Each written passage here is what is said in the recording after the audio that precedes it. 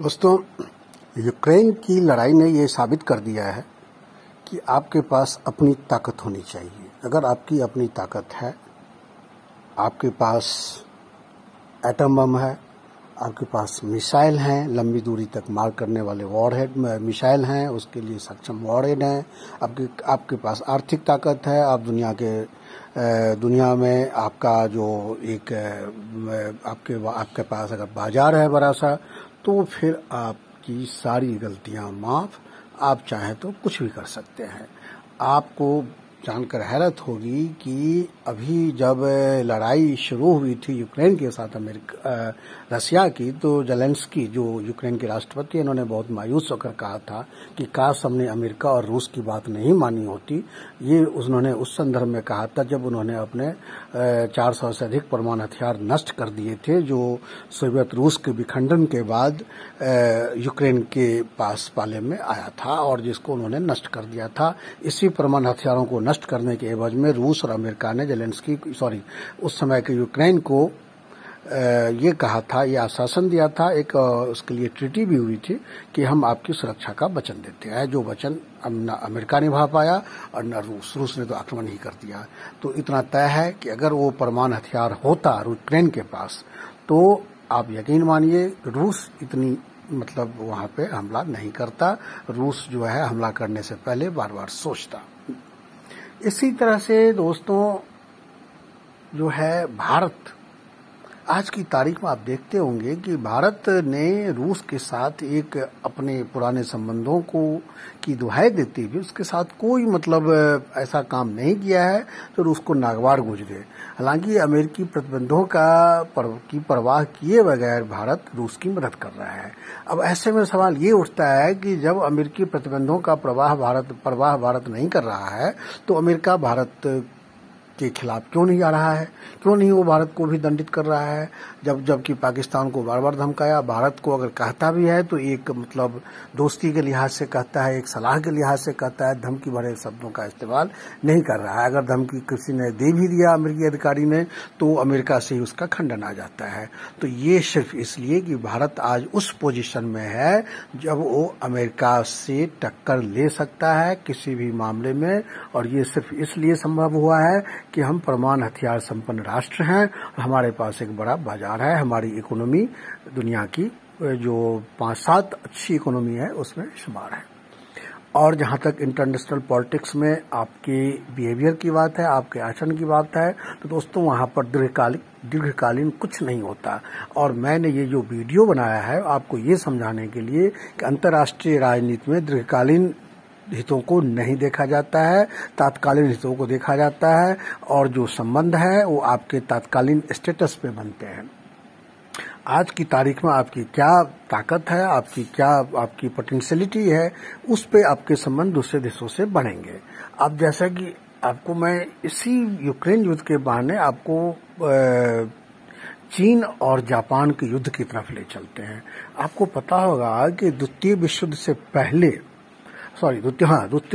पहले ये 1937 की बात है, जब जापान ने चीन पे आक्रमण किया था। पहले तो 1931 में आक्रमण किया जब मंचूरिया जीता, फिर 1937 में जापान ने पहले संघाई जीता, और संघाई जीतने के बाद उस समय जो चीन की राष्ट्रवादी सरकार थी चांग काई-शेक के नेतृत्व वाली, उन्होंने नॉनकिंग को अपना राजधानी बनाया। तो 13 दिसंबर 1937 को जापानी सेना नॉनकिंग में घुस गई और वहां पर लगभग 13 दिसंबर 1937 से लेकर के मार्च 1938 के बीच, यानी इस 4 महीने में वहां जापानी सेना ने लगभग 3 लाख लोगों की हत्या की। 3 लाख लोगों की हत्या की और कम से कम 20 से 50 हजार के करीब महिलाओं के साथ बलात्कार किया।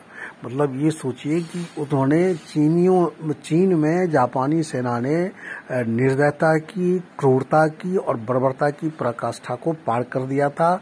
हम जो नाजियों की बात करते हैं ना, द्वितीय विश्व युद्ध के समय जो हिटलर की सेना ने यहूदियों पर जो अत्याचार किए थे, आप उस अत्याचार को भूल जाएंगे अगर आपने पूरी नॉनकिंग, इसको द रेप ऑफ द नॉनकिंग के नाम से किताब लिखी गई थी, उसको अगर पढ़ेंगे तो आपको ये सारी चीजें जो यहूदियों के खिलाफ जो उन्होंने किया था नाजियों ने, वो आपको कम लगने लगेंगे। आप ये समझिए कि क्या होता था कि जापानी सेना जब चीन में जब उन्होंने नानकिंग पर कब्जा किया तो वो लोग एक खेल खेलते थे, ऐसा खेल खेलते थे कि कौन कितने चीनियों को मारता है, और वो घोड़े पर सवार होकर के चीनियों की हाथ पैर, चीनियों के दोनों हाथ पीछे की ओर बांध देते थे, उनको घुटनों के बल बिठाया जाता था और फिर वो लोग घोड़े पर निकलते थे, पूरे मैदान में घोड़ा दौड़ाते थे और तलवार से काटते जाते थे और फिर गिना जाता था कि किसने कितने काटे।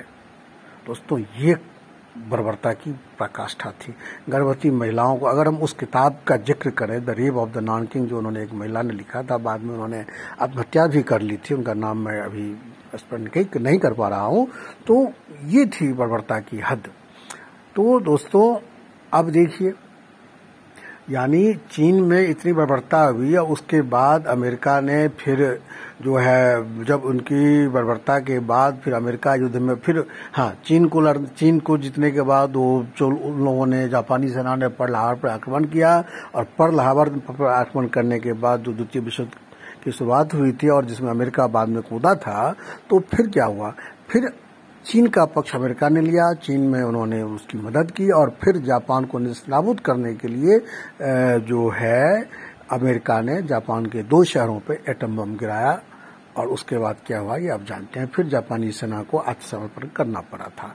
तो दोस्तों, आप देखिए, चीन में जो अमानवीय अत्याचार हुए वो किसने किया? जापान ने किया। उसका बदला किसने लिया? अमेरिका ने लिया, जापान पे एटम बम गिरा करके। और आज की तारीख में देखिए, उसके बाद दूसरी घटना देखिए कि चीन को यूएनओ में शामिल किसने कराया? अमेरिका ने कराया। ताइवान को बाहर किसने निकलवाया? अमेरिका ने निकलवाया। और आज की तारीख में देखिए, चीन अमेरिका का नंबर 1 दुश्मन है। और जिस जापान को अमेरिका ने नेस्तनाबूद कर दिया था 1945 में, यानी द्वितीय विश्व युद्ध में 2 एटम बम गिरा करके, आज वो जापान अमेरिका के पाले में है, अमेरिका के साथ है, क्योंकि जो अमेरिका कहेगा जापान वही करेगा।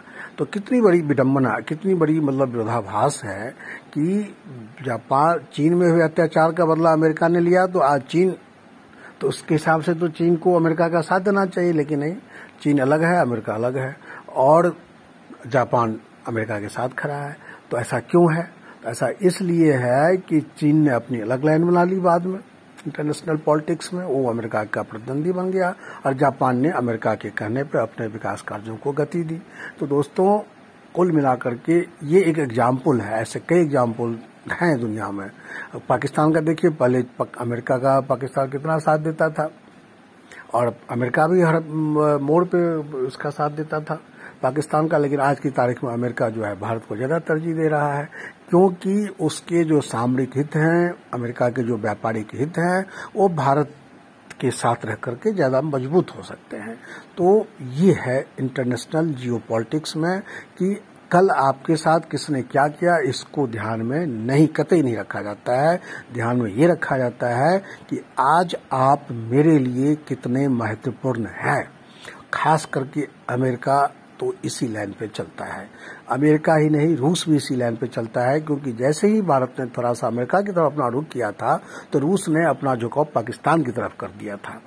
अभी कुछ दिन पहले की बात है, मोदी जी के नेतृत्व में जब भारत अपने को आगे बढ़ा रहा था, तो रूस पाकिस्तान की ओर जा रहा था। ये तो यूक्रेन के साथ उसकी लड़ाई है, जिसमें भारत को साथ रखना उसकी मजबूरी बनी है, वरना अभी तक अगर डेवलपमेंट जिस तरह से घटनाक्रम बदल रहा था, तो बहुत संभव था कि रूस और भारत एक दूसरे के खिलाफ आज खड़ा होता, लेकिन वो यूक्रेन के कारण फिर स्थितियां बदल गई। तो दोस्तों, मेरा इस वीडियो को बनाने का मतलब ये है कि नानकिंग रेप कांड से हम ये सीख ले सकते हैं कि इंटरनेशनल पॉलिटिक्स को हम भावनाओं से नहीं हमें समझना चाहिए, और भावनाओं से उसको हमें टैकल नहीं करना चाहिए। हमें टैकल करने चाहिए अपने देश के हितों को ध्यान में रखते हुए और आज की परिस्थितियों को ध्यान में रखते हुए, और तभी जो है हम अपने दूसरे देशों से कम्पीट कर पाएंगे। दोस्तों, बहुत बहुत धन्यवाद। आपको अगर ये कंटेंट अच्छा लगा हो तो आप मेरे चैनल को सब्सक्राइब कीजिए, इस वीडियो को लाइक कीजिए। Thank you.